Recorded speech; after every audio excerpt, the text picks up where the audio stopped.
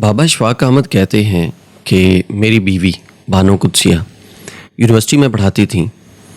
میں ہر روز گاڑی میں اس سے چھوڑنے یونیورسٹی جاتا، یونیورسٹی کے گیٹ پر پہنچ کر گاڑی سے اترتا اور دوسری طرف سے آ کر دروازہ کھولتا۔ میری بیوی اترتی اور سہیلیوں کے ساتھ یونیورسٹی کے گیٹ سے اندر داخل ہو جاتی۔ پھر چھٹی کے ٹائم دوبارہ بیوی کو لینے آتا اور اس سے گاڑی میں بٹھا کر واپس گھر لے آتا۔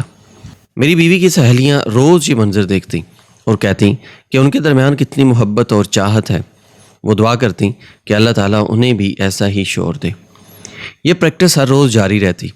میں شاہی نوکر کی طرح دروازہ کھولتا اور میری بیوی شہزادی کی طرح اتر کر یونیورسٹی میں داخل ہوتی اور اس کی سہیلیاں حسرت بھری نظروں سے دیکھ کر اپنے لیے بھی ایسے ہی خاوند کی دعائیں کرتیں۔ وہ لکھتے ہیں کہ در حقیقت ہماری گاڑی کا دروازہ خراب تھا جو اندر سے نہیں کھلتا تھا، اس لیے مجھے اتر کر باہر سے کھولنا پڑتا تھا۔